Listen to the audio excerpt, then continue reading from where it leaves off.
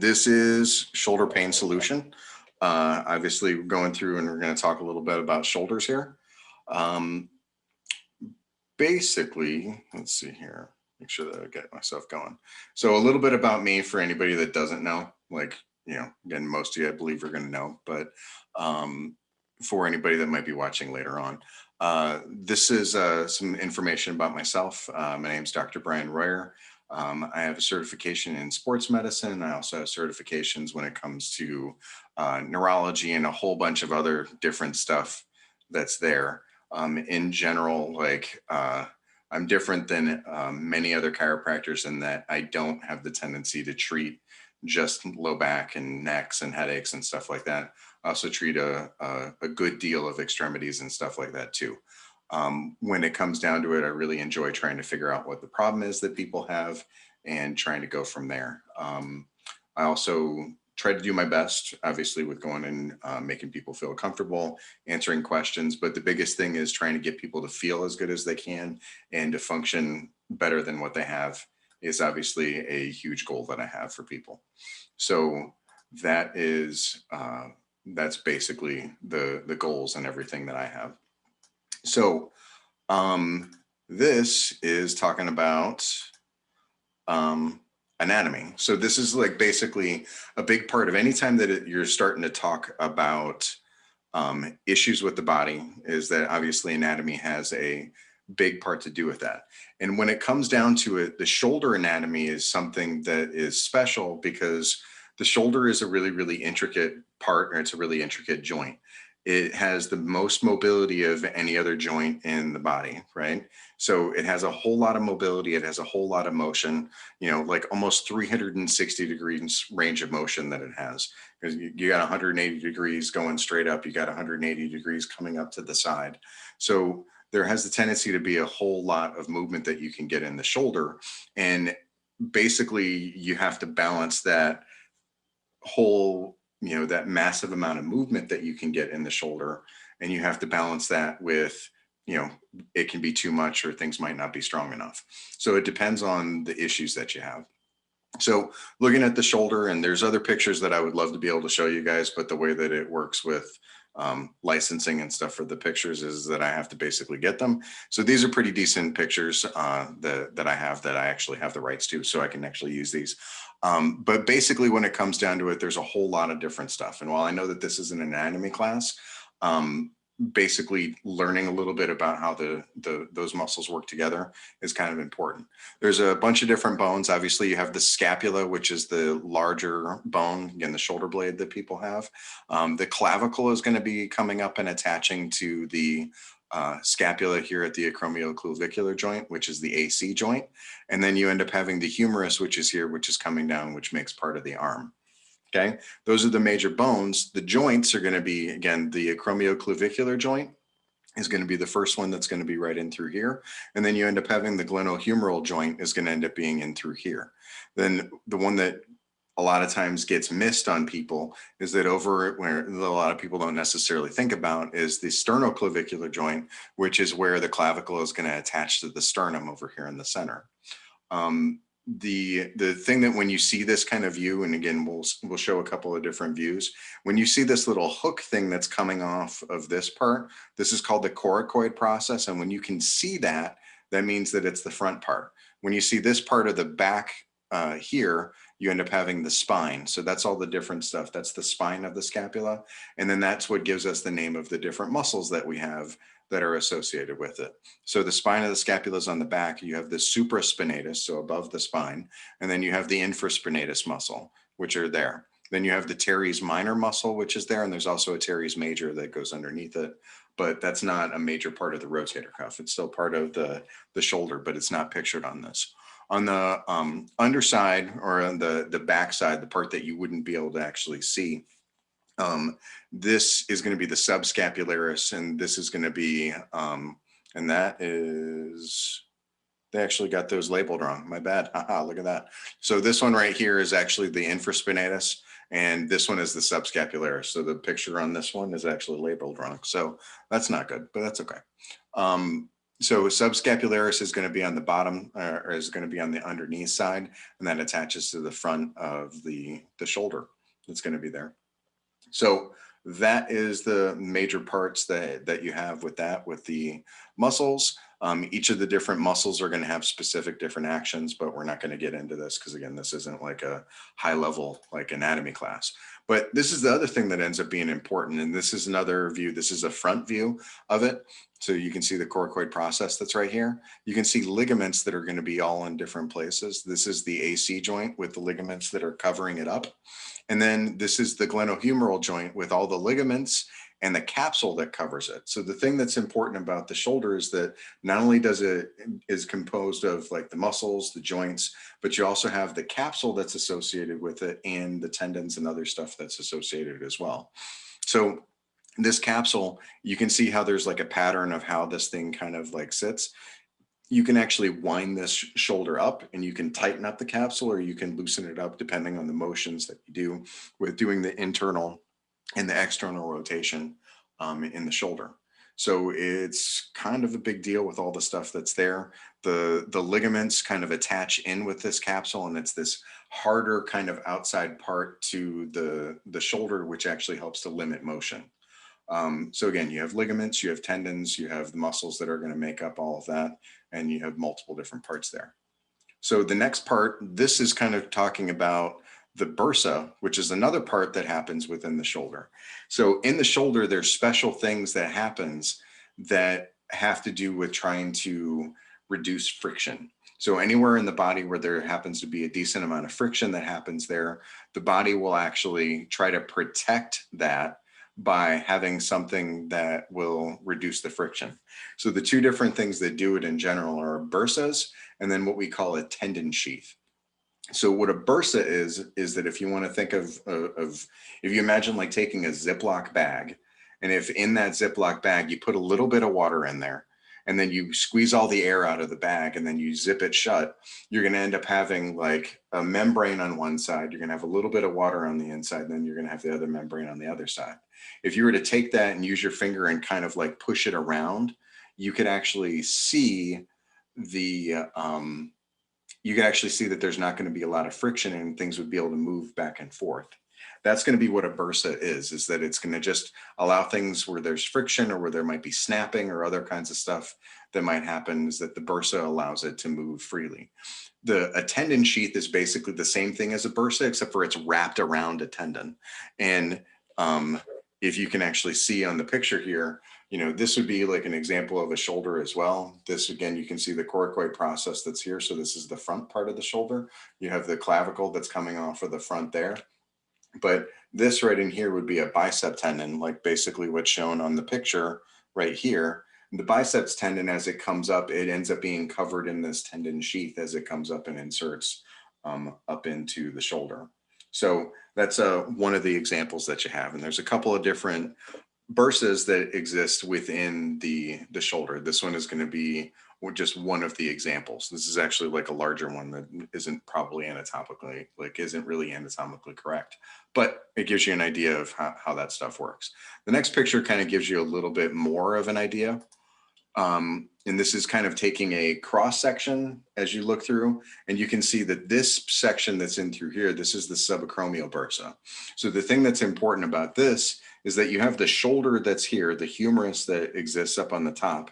You have the different parts of the capsules that's associated underneath it. And then you have this subacromial bursa, because again, the stuff that's up here can end up getting jammed up into. If this shoulder ends up getting jammed up into here, there's going to be some extra friction, and that subacromial bursa lets it kind of like move without having a whole lot of extra friction and damage that it can actually cause. But you can see here, this is an example of a tendon sheath. Again, would be off of a bicep. There's other things that are going to be in here that you can see that part of the capsule in this area, this is the inferior part of the capsule. And then up in here, there's another part of the capsule that's on either side. And again, eventually that would wrap around and it would attach into the bone itself. So you have the capsules that are there, you have the subacromial bursa. The other thing that you can see on this one that you couldn't see on the other pictures was this part that's here that's coming in through this area. This ends up being called the glenoid labrum. So this is the labral area, and you can see how this comes up and it wraps over and it attaches in there. The biceps tendon actually attaches into the labrum, and the labrum can have it has the tendency to, it doesn't always happen. Other injuries are more common, but the labrum itself can end up getting torn. Sometimes they're known as slap lesions. So it's like a superior labral tear basically from the front to the back. So there's a couple of different examples of what can happen with that, but the labral tears are another thing that can sometimes happen. And sometimes with that, you need a special type of MRI in order to see whether or not the person has the problem. So that's basically that's some anatomy stuff. So that kind of gives us a basis of what's going on. So let's talk a little bit about movement here. So because of the way that the shoulder works is that, again, the shoulder is basically a ball and socket joint. So what that means is that the shoulder ends up having kind of like a ball, which is the part of the humerus, and then it attaches up to where that labrum was, and then it has the tendency to rotate and it has the tendency to move. You can do flexion, you can do extension, you can do abduction, which is going out to the side and raising your arm out to the side over top of your head, and then adduction is going across the body in front. And then you end up having internal and external rotation, which is opening up the shoulder back and forth. And certain types of injuries can obviously limit the range of motion. And obviously that can be frustrating. It can be painful. People can end up having problems and everything along those lines with it.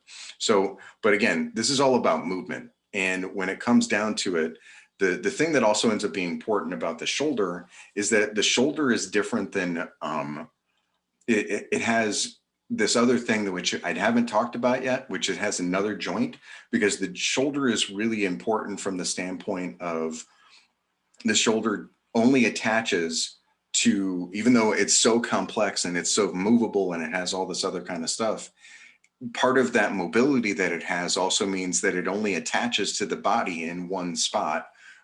From a bony standpoint. So when you talk about the shoulder, in the front that's up and through here, this clavicle that comes up and attaches into the rest of the shoulder, that's the only spot where you end up having bone that's connected to anything else. The important thing about the shoulder is that this back half that's going to be in through here. So like on this picture on here on this woman, you can see how her shoulder blade is kind of popped off a little bit. You can see that the muscles that she's got in through here and the muscles that are up and through here, again, all of the muscles that are going to be associated in through here are going to have to be attached to the body in other locations using muscles. So that's where it ends up being way different, because this joint ends up getting the majority of its stability just off of muscles. Other types of joints, like the hip in and of itself, the hip is attached to the pelvis and the pelvis ends up being stable. When you end up having stuff that happens with the shoulder in and of itself, or like with the hip, it's usually like a hip issue. It can be in other different places too. But the problem with the shoulder is that because of the way that you end up having these muscular connections, and the joint's name that people will call it is the scapulothoracic joint, because it's where the two combine, but that's a muscular connection. It has nothing to do with any other bones. It's only the bones that are going to be in the front where you end up having the clavicle that are going to end up having the actual connection to the rest of the body. So it's kind of important with the way that all that kind of stuff works. So this in through here again is all going to be muscular attachments, and you kind of go through there. Now, the other thing that ends up being important about the shoulder is that it's in a relationship that it has, because again, not only does it have that, so the different pain areas that you can get in the shoulder is the sternoclavicular joint, where the clavicle attaches into the sternum. The AC joint can cause you issues. You can end up having issues with the joint, the actual glenohumeral joint, which is where the humerus attaches to the labrum. And then you can have issues with all the different rotator cuff muscles, the tendons, internal components. You can obviously, there can be fractures and all kinds of other stuff. So it's a really, really super complex type of a system. And it gets even more complex because the different areas of the body end up being layered on top of it. So this is a neat little picture here that shows different lines of fascial problems that you have through the body, or different lines where you can end up having tension. But the thing that's really interesting about this is that when it comes down to it is that the body has the tendency to have this alternating layers of stability and mobility within it.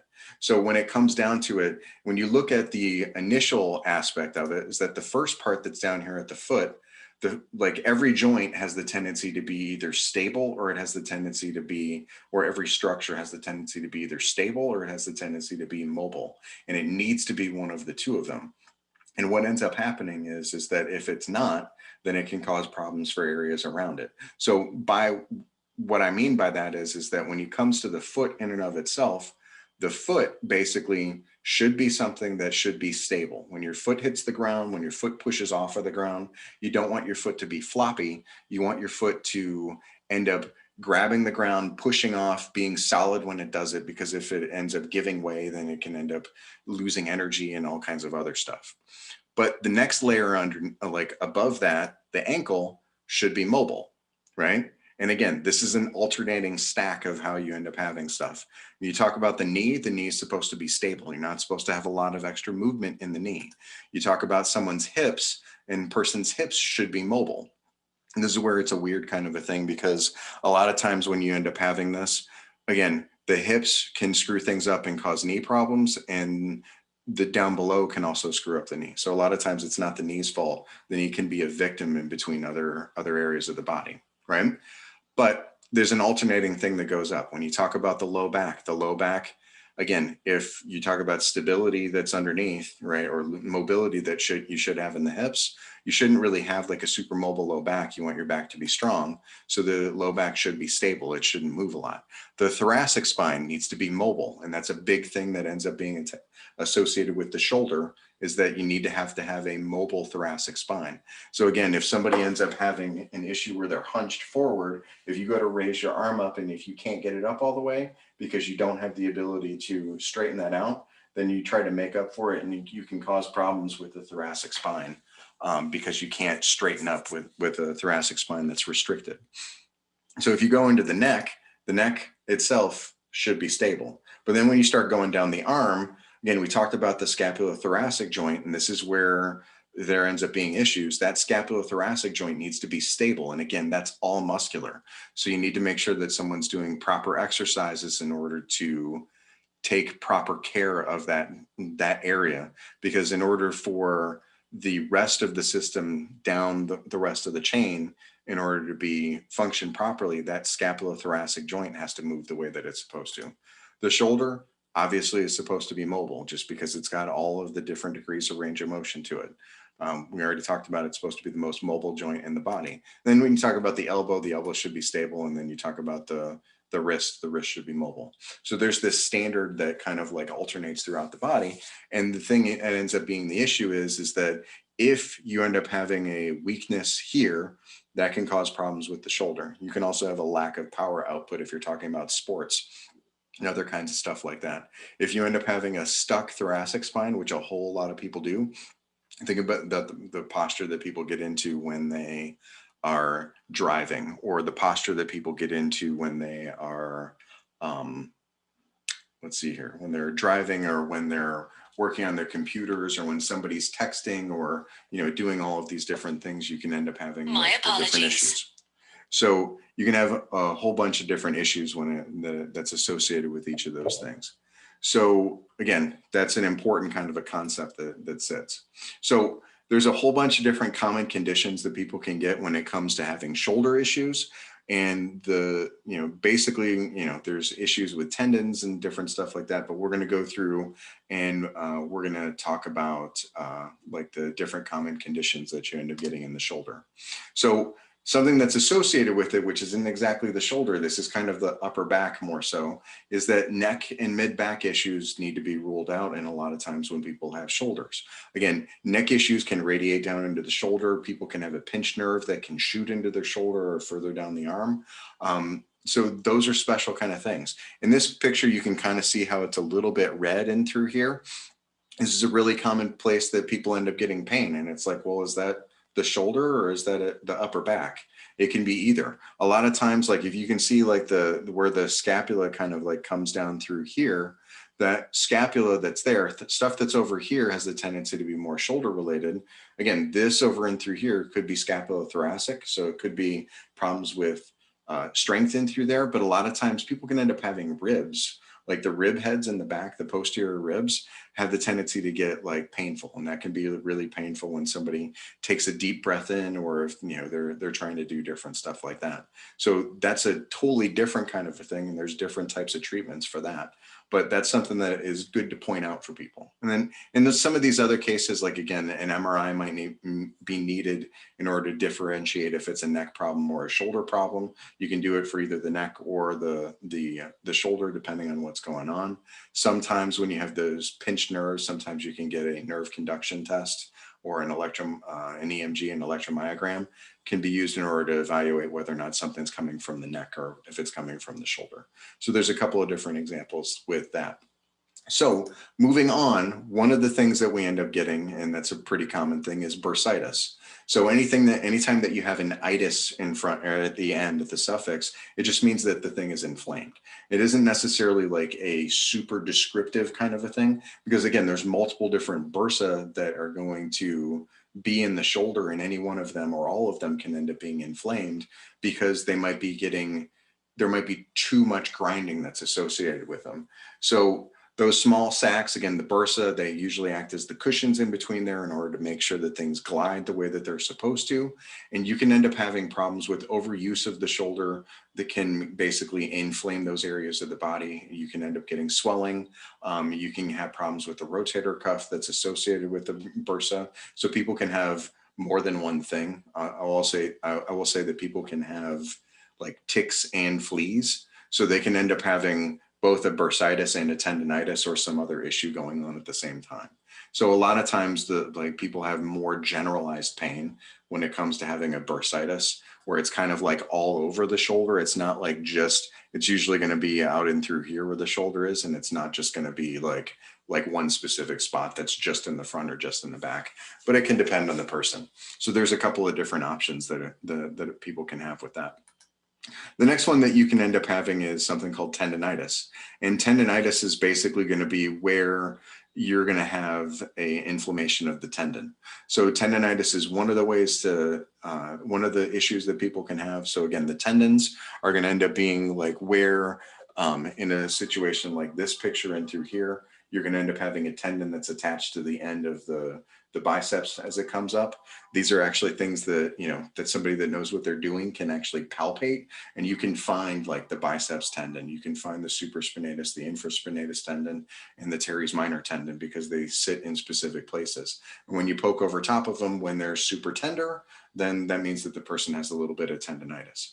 So there's a couple of different versions that you can have. You can have something that's more acute, which is, again, like if you're throwing a ball too much, or if like you're, working out, people can develop a little bit of tendonitis, which is kind of normal. But, usually that, like a working out, a person would get it and then it would get a little bit better. And then it shouldn't be something that stays with somebody. So some acute tendonitis, again, you can injuries and other kinds of stuff like that. But then there's chronic tendonitis that people can get, and that can be like repetitive wear and tear. You can be partially related to issues like arthritis and stuff like that. And over time, like when you have tendonitis that goes on for long enough, it can actually switch. And it's a different type of problem that's called tendinosis, which is basically where you get degeneration and a wearing and tearing, like not necessarily a tear in and of itself, but you can get a change in the consistency of what the tendon is supposed to be like. It actually changes in its consistency, where it ends up getting softer. It ends up having, more problems, and it has like, just it's been inflamed for a long period of time, so that it ends up having different issues that's associated with that. So there's a couple of different things. So again, there's 4 different main rotator cuff tendons that you end up having. And again, I already mentioned those. The other thing that you also have is the bicep tendon, and you can have tendonitis or tendinosis of the bicep tendon.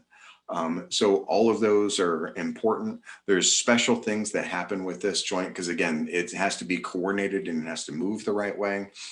The rotator cuff really isn't doing a lot of major moving of the muscles, right? So for anybody that's actually been in, and I'm not going to say that you should never ever do this, but if the main exercise that a person is given for their shoulder problem is basically standing up and doing an external rotation or an internal rotation type of a movement, those aren't really moves that actually people do on a daily basis, right? The shoulder, like the rotator cuff tendons, have the tendency to stabilize the muscle. So if somebody's doing an overhead type of press, the muscles in the rotator cuff are stabilizing it to stop it from going side to side or front and back. It doesn't really, we don't really do external rotation type of movements where we're moving our arm, you know, from our, with our elbow at our side, moving your shoulder or your hand out to the, you know, to the outside or pulling it back in. Those aren't typical movements that people do. So doing rehab in those kind of positions isn't necessarily like what the shoulder is supposed to do. So I'm not going to say that it's a total waste of time, but like that shouldn't be the only shoulder exercise that you're being given for sure. Okay. So the next one to talk about is tendon tears. When you talk about a tendon tear is going to be where you end up getting, you know, it can be sometimes related to long-term overuse. It can also be related to a sudden injury, but, you know, aging can end up causing issues with splitting and tearing of the tendons. But this would be an example of what a tendon tear might look like, right? So again, the example here is that you end up getting, notice in this one, it's not completely torn away. In some cases that can happen, but often what happens is that you end up getting a, you know, a section ends up getting torn. So a way to look at it would be like, if you talk about like a chicken cutlet, to basically like do a hole punch, right? And if you did a hole punch in it, there's going to be a hole that's all the way going through it, and that can pull and it can open up and that can lengthen because there's a hole in it, but it's not like it's completely cut all the way through. That's not typically what a tendon is. They can be, you know, they can go all the way across, but again, that's not a typical kind of an injury. Sometimes that'll happen with a bicep where a tendon will actually like rip off, but it depends on the situation with that. And tendon tears can also be, they can be complete where it's a hole that's all the way through, or they can be partial where it ends up just kind of partially going through. It's a partial thickness type of a tear, right? So there's a couple of different issues that go with that. And again, the idea is that these rotator cuff injuries, the bicep tendon injuries, are typically the most common type of injuries. Like tendonitis is probably the most common. And then after that, you're going to end up getting the rotator cuff tears. And in some situation, like it's actually really, really common for this supraspinatus tear that's shown right here. It's really, really common in people who are a little bit older. So somebody who's in their 70s, if a person is in their 70s and they don't actually have tears in their rotator cuff, then they're probably like not the average person. Most people are going to have tears at some point. But the thing is that not every time that somebody has a tear is that something that needs to be a surgery. Sometimes it does, for sure, and it depends on how a person is responding to treatment. But basically, a person should be evaluated to see whether or not they're actually getting better when it comes to the care that they're getting. If they're getting better, then you don't necessarily need a surgery. If the person can't function with their arm and they can't do the things that they need to do, then maybe a person does need to get a surgical consult. So it really depends on the issue and the person. The next one to talk about here is impingement. And when it comes to impingement is going to end up being the general idea where the shoulder ends up basically hitting the roof. So when you end up having the humerus that's here, when the humerus comes up and it hits the AC joint that's over the top of it, it has the tendency to kind of jam the two of them together where that subacromial bursa is. That's like where you end up having impingement syndrome. So you can end up being like, it might be fine here, but when you go to rotate, it might jam in when it goes to the top. So an example of a picture of what this might look like would end up being something like this, where again, this is the acromioclavicular joint, or the acromion that's here. This is where the clavicle is. So you're going to end up having, in this kind of situation here, when it goes to rotate the shoulder up, the top part of the shoulder will come up and it'll jam into the acromion. People have different types of acromions. Sometimes the acromions can be hooked a little bit more. There's different types, there's different grades, there's different stuff like that. And somebody that ends up having a more hooked acromion is going to have a slightly higher chance of getting impingement syndrome. But again, this is another one of those kind of things where, you know, things can kind of jam, things can kind of have problems in between the two. So this can lead to tendonitis, this can lead to bursitis.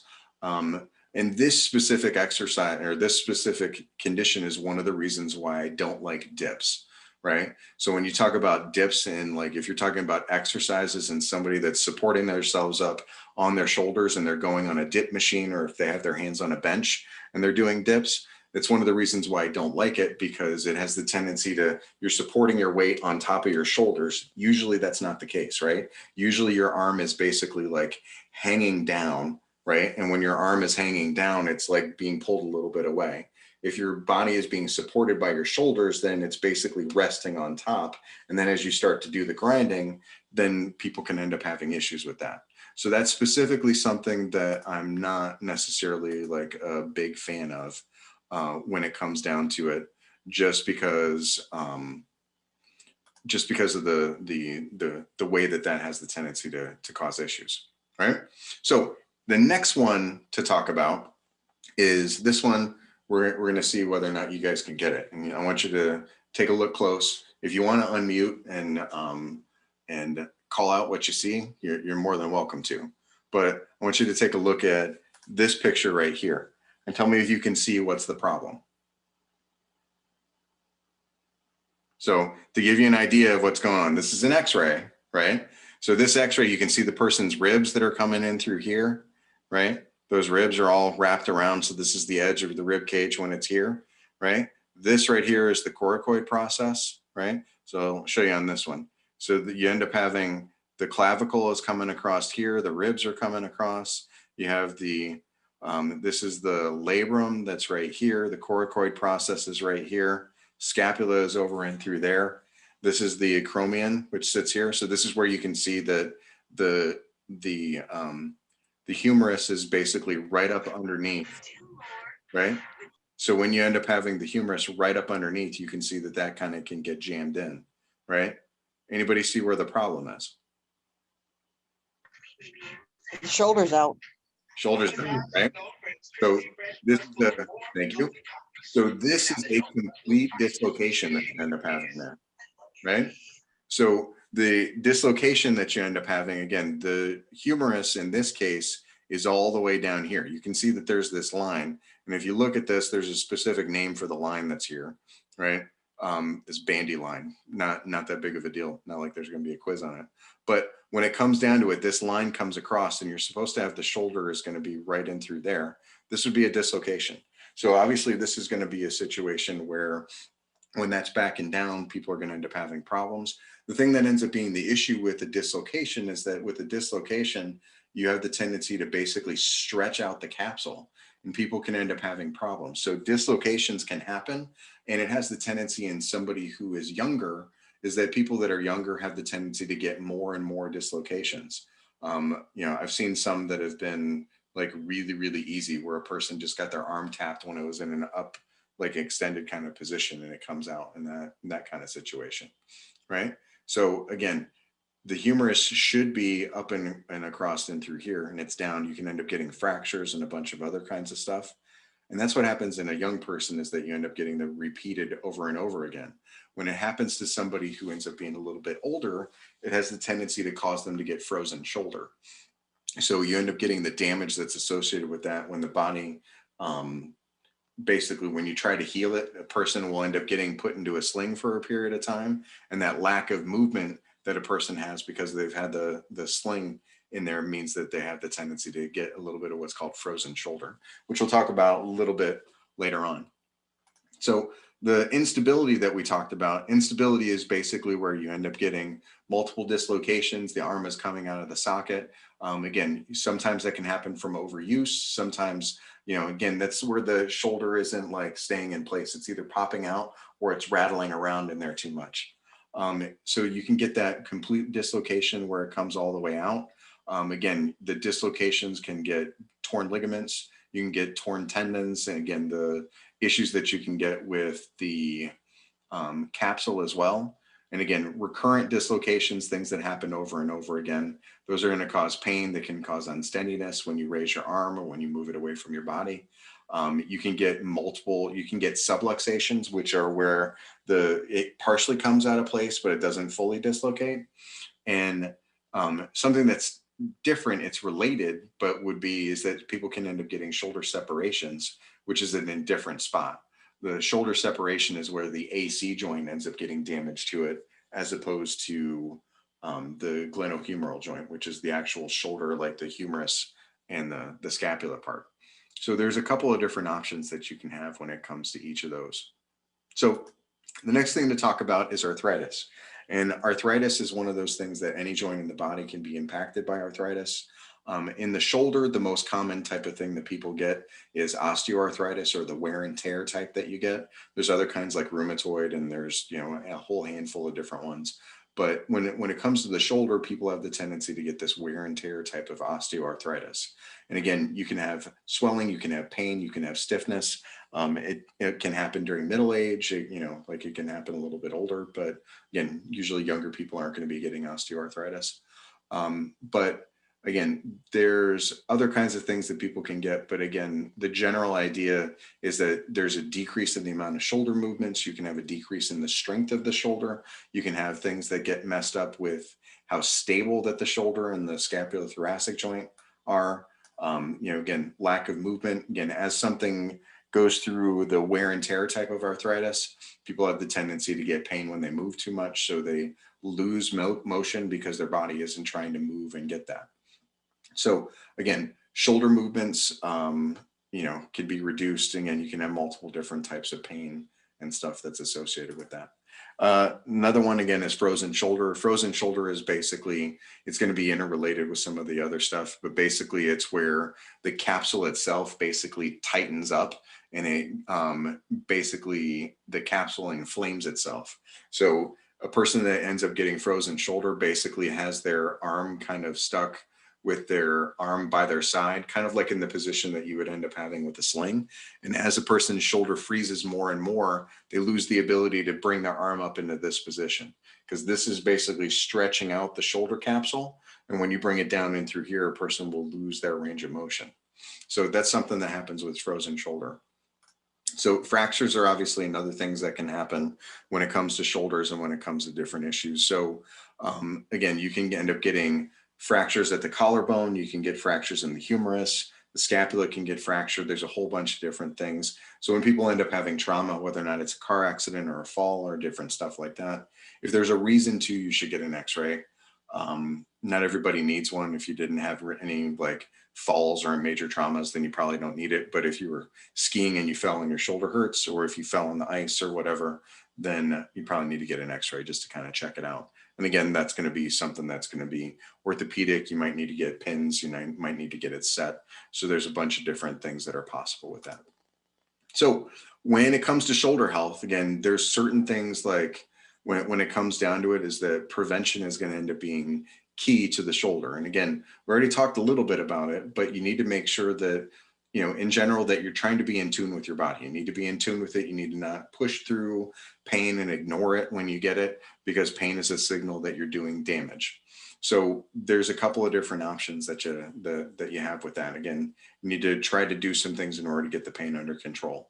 So again, if somebody does have soreness in the shoulder, or if they pain following an activity, you don't really want to push through it.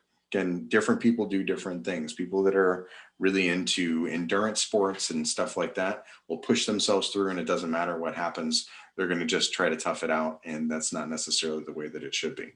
The longer that you let it go, the longer that it can take in order for a person to recover, right? You don't want to make it so that it's hard to, you know, wash your hair, or in my case, shave your head, you know, and get your hands up in order to do stuff like this. You don't want to make it so that it's hard to get into those positions. You want to try to get it before it becomes problematic. Again, basically, you can take a break from the activity that seems to be bothering it.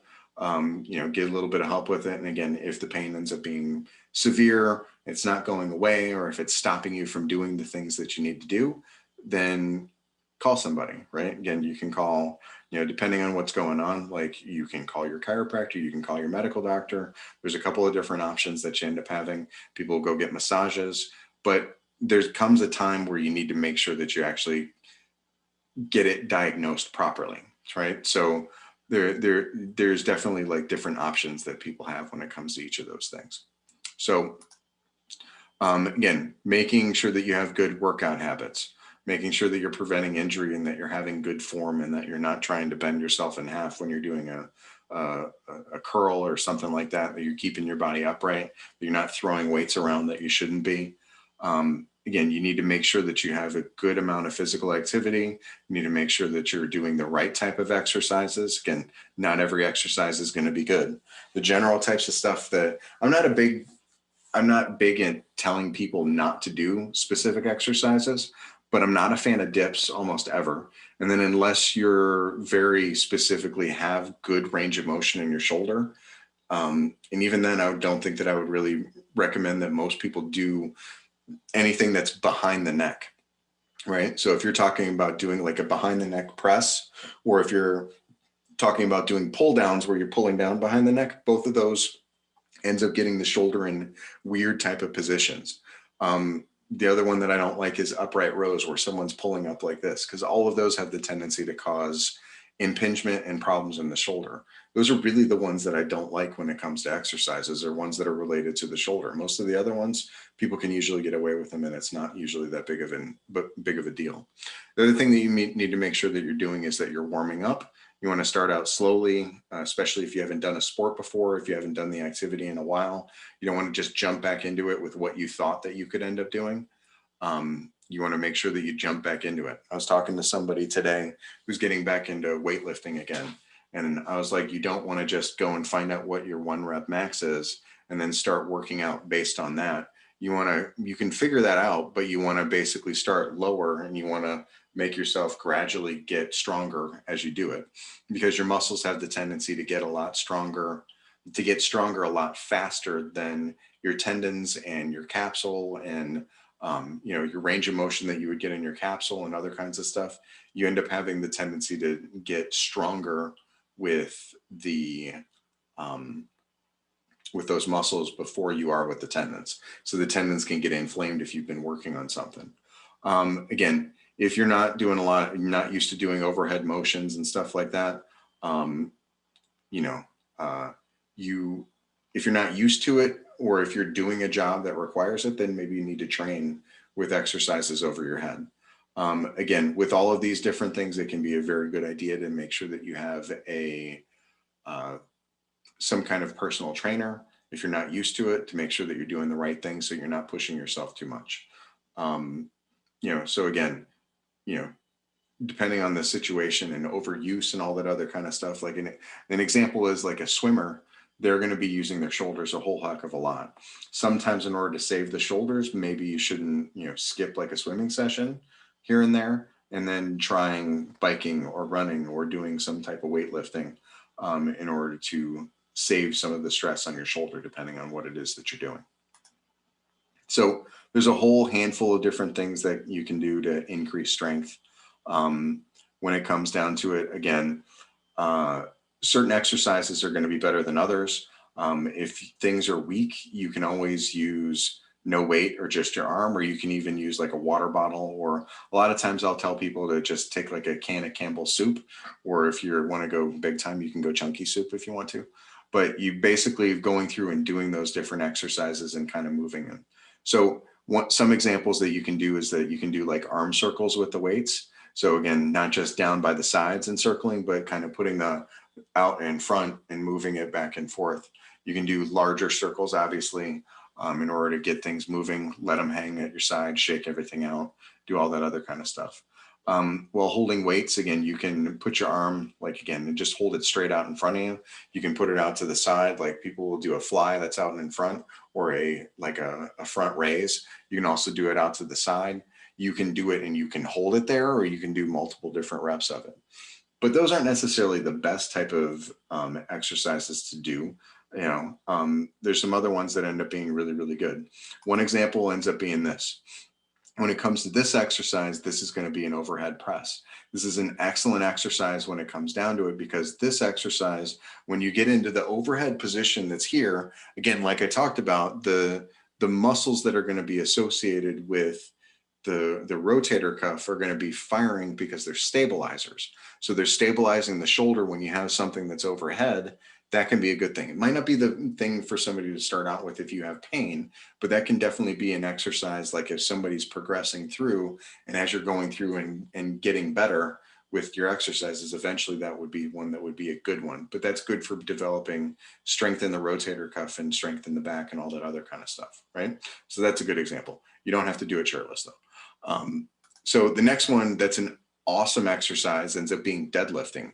Deadlifting is a fantastic exercise for the whole body, but it's really, really good for the shoulders because it's not compressing at the shoulder, but you have to be firing those muscles in the shoulder in order to basically, for lack of a better term, stop your arms from ripping off as you're lifting up the heavy weight. So this is an excellent exercise that's there. It also means that you also have to stabilize the scapulothoracic area, because otherwise it'll round your body forward when you do it. So a person has to pull their shoulders back and down in order to get into a good position. So this is an excellent exercise for somebody to do. But with deadlifting, you need to make sure that you know what you're doing when it comes down to it. You don't want to just randomly do deadlifting, because that is an easy way to mess up your back. Deadlifts are fantastic exercises, but you need to make sure that you are doing the right thing when it comes to your back. Okay. So another exercise that is fantastic for people to do is called a Turkish get up. So this is a Turkish get up. This is somebody that is doing it using like a kettlebell, as you can see in through here. So the person has a kettlebell as they're lifting, you're stabilizing yourself on your shoulder. You're lifting another heavy weight with this other shoulder. And this is basically what a Turkish get up basically is that you lay on your back, you put the weight above your shoulder, and then you're going to stand up using a specific sequence of moves in order to go to a standing position. And then you come down to to getting back on your shoulder. This is another awesome functional type of a movement because it's getting up and off of the ground. It's using your whole body. It's using like your hips. It's using all the muscles in your legs. But it's also going to be using your shoulders and building great shoulder stability as well. So again, this would be something that if you don't know, you need to get trained on how to do this the right way. And then there's some other exercises. This one over and through here, this exercise would end up being, basically the same kind of thing. You're doing exercises, but it's pressing over the head. But the other one, this one is a fantastic one for the shoulders because again, it is kind of you're working the shoulders. It's not a lifting, but the motion of the kettlebell going out, the kettlebell wants to fly off this way. So you have to pull your shoulders back and you have to engage the shoulders a little bit, but you're not lifting the kettlebell when you're doing it. But it's still an excellent exercise for people with their shoulders. So there's a whole bunch of different ones that you can do in order to prevent injuries. And you also want to avoid on the job injuries. You want to make sure that you're using good posture when you're sitting, when you're standing, if you're, doing any kind of work that's overhead, making sure that you're taking breaks when you need to, making sure that you're strong with some of the other things. That's one way to avoid it, but not sitting for too long, not just driving somewhere in your truck and then getting out and then going to town. Like it would be a good idea to try to warm up if you're doing an exercise, especially if it's cold out and that kind of stuff. Well, you might want to like hurry up and just get the job done. You need to make sure that your shoulders are going to be like warmed up a little bit if you're doing work outside, because that's basically, it's still a workout. So it's still a good idea to work out, to like warm up when it comes to that. So again, you don't want to strain too much when it comes to trying to reach for things. If you can use a step stool or if you need to in order to get to a higher place, then use something and, don't be stable when you're trying to get to it. You need to make sure that you protect yourself when you're doing these. When it comes to the sleeping position, most of the time people will talk about you want to sleep on your back or you want to sleep on your side. You don't want to sleep face down because that's usually going to be problematic for the shoulder. If your shoulder's pinned up and in different ways, that can be problematic. So again, if you sleep on your side, you don't want to place all of your weight directly on your shoulder. Sometimes it can be good to kind of rotate back and forth. The other thing is that having a good cervical pillow in order to support your neck can be something that can support and help the shoulder. Again, you can alternate sides. So you sleep on one side for a little while and then go to the other one. You might just roll over in the middle of the night anyway. And you can also sleep on your back by trying to take a pillow and place it underneath your knees. That might help it so that things are a little bit more comfortable when it comes to your shoulder when you're sleeping. So other kinds of stuff, throwing injuries. These are something that's really, really common in kids. Again, we're in, some travel baseball stuff is already starting up. like, stuff for sports, stuff for high school and stuff like that is starting up, like junior high. So throwing injuries ends up being an issue. When it comes to kids, the things that I'll just kind of like point out is that you have to be really, really careful when it comes down to doing something with, you have to really think about doing, being careful when it comes to specializing kids in sports too early, right? If they specialize too early, then they're going to be likely to get overuse kind of syndromes and other kinds of stuff. There's a surgery that used to be done. It was done for like the first time, I think in the 70s or something like that. It's called a Tommy John surgery. It's not a shoulder issue, it's an elbow issue, but it used to be done like, and just on people who were, like it was initially just done on major league players and stuff like that. And now kids are actually getting Tommy John surgeries done on their shoulders or on their elbows because they're throwing way, way, way too much. So it ends up being problematic. So again, there's pressure that ends up getting put on kids from travel leagues to play softball or baseball like all year long. So try to make sure that they switch sports. Don't do the whole thing. Either give them a break from a sport or switch from a throwing sport to something that's not throwing. Can be helpful when it comes to that. I think that's any sport. It makes sense to kind of like don't make them specialize too early. And when it comes to like baseball or softball, like making sure that you're following those age-based rules that they have for the number of balls pitched in an inning or per game, and the amount of rest that they're supposed to have, is all that kind of stuff ends up being good because the kid's good, and then the coach is going to want to pitch them over and over and over again, and then their shoulder's ruined. So you need to make sure that people are careful when it comes to that. Okay. When it comes down to it, again, healing time, you need to make sure that you are taking time to heal. You need to make sure that you're taking time to ice, to rest. You might need to ice every few hours. You might, again, if it's persistent or if it's severe pain, you might need to discuss it with a doctor. If it just isn't going away, if it's causing problems, then you need to get it taken care of. Another thing is that people that end up having pain and problems need to make sure that they're eating right. People might not be eating enough protein. If you don't eat enough protein, if somebody's vegetarian or if they're vegan, then those can be issues because a lot of times the muscles end up needing to repair themselves. And if there's not enough protein to do it, that can be problematic. Another thing that can be part of it is that if you have a horrible diet and you have a whole lot of inflammatory factors in your diet, then that's another thing that can end up causing problems for people that have shoulder pain, is that the amount of inflammation in their body might be too high, and that could be causing issues with the amount of things that they're actually doing. Okay, so other things are other, there's definitely like multiple different issues.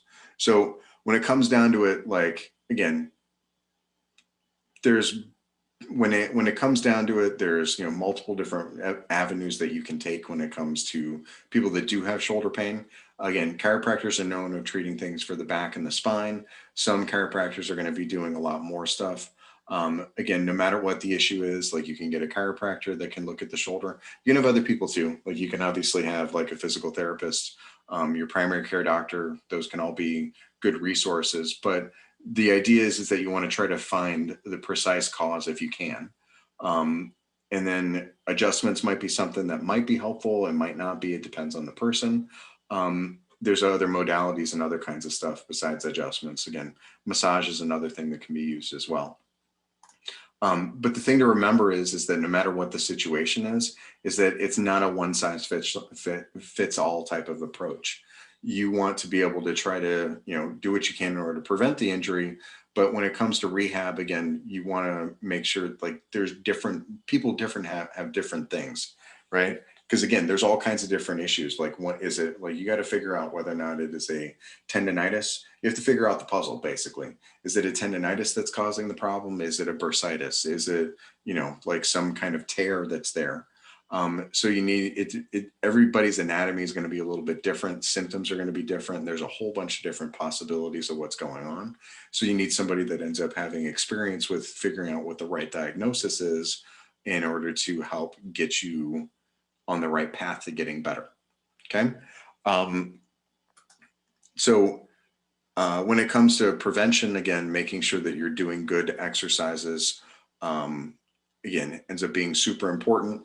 There's going to be some things that might not be appropriate if you have a past or existing shoulder injury. Something like this might not necessarily be the right type of corrective exercise. It can be a great thing for people, like doing handstand push-ups, but this is not always going to be the right thing for people. Sometimes people loading things up in these positions where they're on a physio ball might be the right thing to do. Uh, when it comes down to it, again, it might need to be tightened up and it might need to be strengthened. And there's a great saying that I heard recently that I think I'm going to start using it, is that, remember how we were talking about the joints earlier and about how joints might need to be stable or they might need to be mobile. If a joint needs to be mobile and it's not mobile, then it might need to be improved. If it needs to be stable and it's not strong enough, then that might be part of the issue.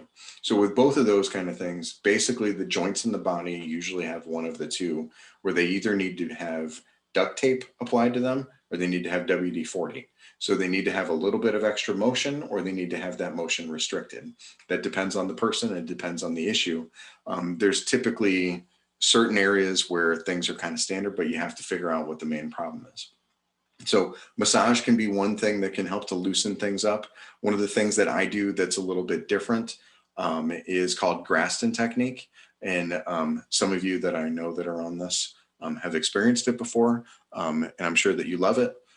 It's not mean at all or anything like that. But basically what it is that this Graston technique is using it's an evidence-based type of intervention that helps to incorporate the use of these stainless steel instruments that you can see in through here. So these certain stainless steel instruments can help to the clinician to figure out where soft tissue problems are, and it can also help to treat them. It can get in there, it can break things up. Different examples of things that Graston can treat, things like, again, the rotator cuff tendinosis or tendonitis. Again, other things like plantar fasciitis. There's, things like tennis elbow and golfer's elbow and all this other kind of stuff that you can end up having issues with, and carpal tunnel syndrome. And there's a whole handful of different things that it can be helpful with. So that's one thing that you can do. Some people have taken certain classes on it, but I know that I'm the only one in the Toledo area that is certified in it. And I've gotten extra stuff where I'm a Graston Technique specialist. I know it's one of those fun, massive groups of letters that I have behind my name. But the other thing that we have is something called super pulse cold laser. So cold laser is going to be something that can decrease pain and inflammation and has multiple different functions. This is an example of the unit that I have. You can use it on multiple different areas of the shoulder.